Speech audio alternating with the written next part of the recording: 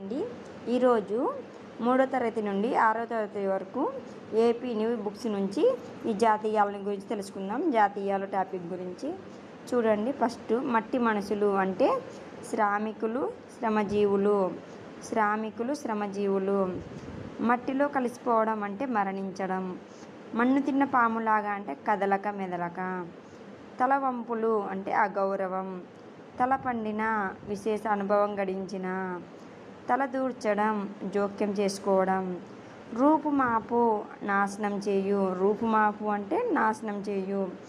పట్టుకొని వేలాడు వదిలిపెట్టకుండా ఉండు. కాలు దువ్వు అంటే తగుకు సిద్ధపడడం. తిలోదకాలివ్వడం సంబంధం లేదా అనుబంధం తెంచుకోవడం.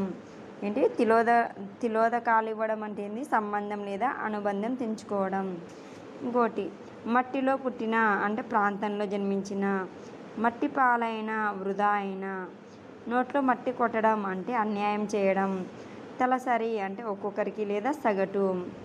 తలలో నాలుక అంటే అరమరికలు లేకుండా కలిసిపోవడం.